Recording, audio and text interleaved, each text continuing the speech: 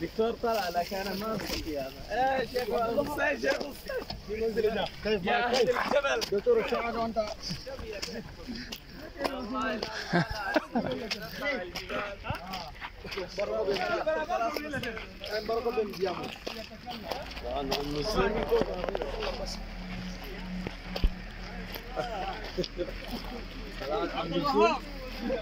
يلا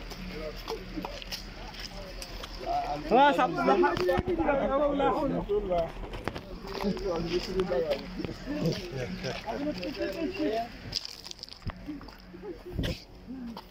شغال فضوطة بسم الله حسن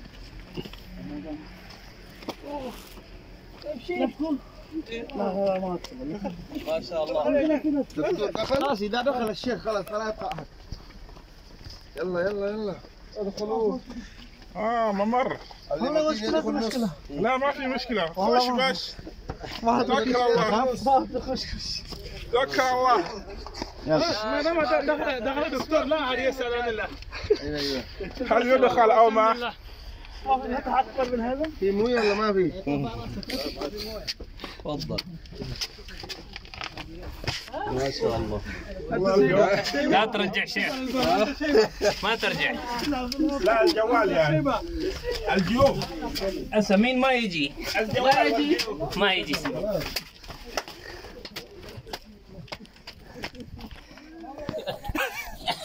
واحد الله المستعان واحد اثنين ثلاثة لا تمشي هذا والله لا تمشي هذا يا اخي أربعة خلاص الباقون يجون إن شاء الله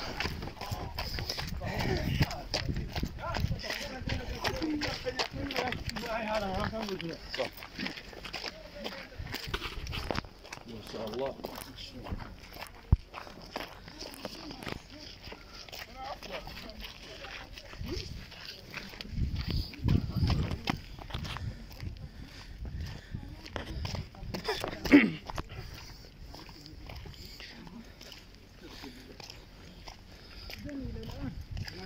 لا ما في ماء بس اللي بشوفها كيف عمقه هذه اكثر من متر اكثر من متر يأتي من هنا طول السنة ياتي كذا رايح المكة يسقي مكة سنة 1327 جاء سيل من عمان ودفن المجرى. سنة كم؟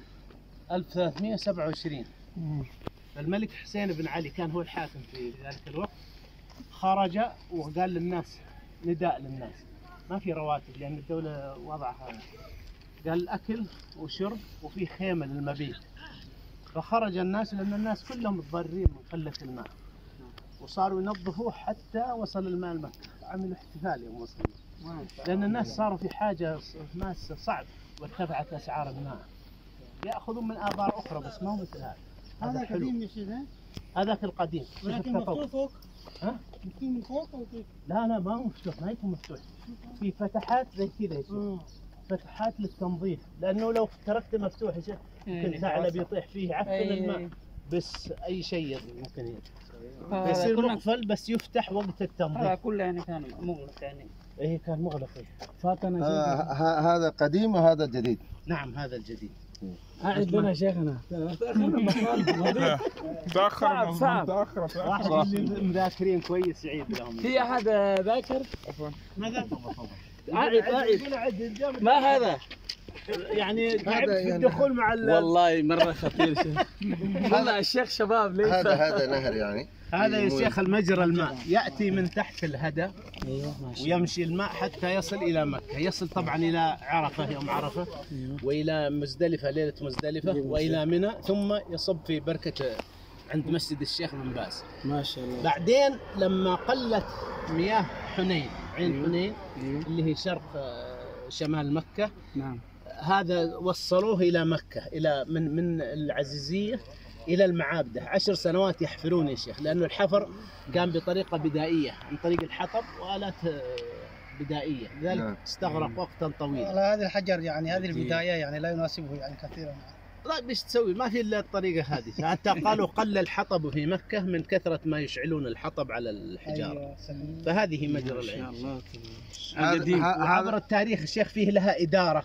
الإدارة هذه مكلفة بتنظيفها، بالتأكد منها لا يكون فيها. هذا آخر تحديث يعني. وعليها أوقاف. إيه؟ ولها أوقاف ضخمة جدا. حتى 1327 كان السيل هنا. كان موجود يعني 1323 تقريبا يعني 27 ملك عبد العزيز. هذا من سنة 200 هجرية يا شيخ. هذا سنة 200 هجرية. زبيدة عملت مشروعين يا شيخ، مشروع المياه لمكة، في مشروع من حنين يجي لمكة مجرى مثل هذا.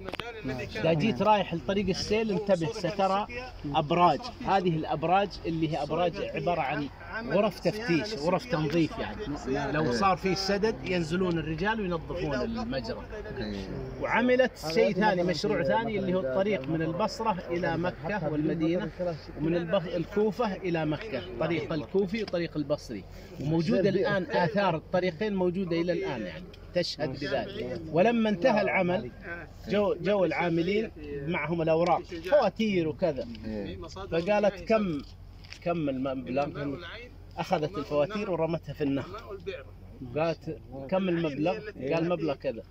يكفي المبلغ اللي أعطيتك؟ قال يكفي. قالت إن كان المبلغ زايد فهو لك، وإن كان ناقص فقل عطنا كمل نقص نكمله لك. ولعل هذا إن شاء الله يكون لها أجر عظيم يعني، إيصال ماء مكة وإصلاح الطريق. ما في شيء يعني. ها؟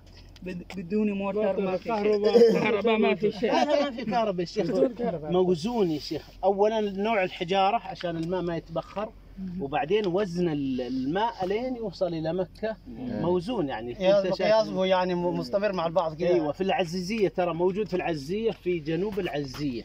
لو واحد منكم مر من جنوب العزيزية سترى الجدار هذا ماشي في جنوب العزيزية نفس المجرى. يعني هو سوى اثنين، هذا واحد من وادي نعمان.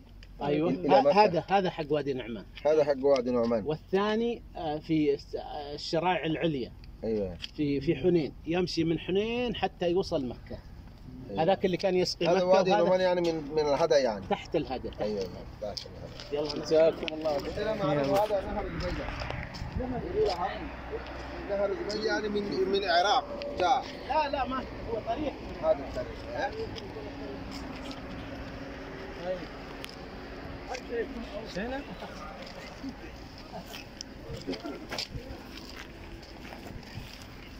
يا بيشر.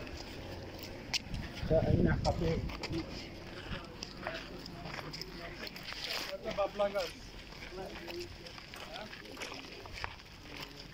نمشي فوق.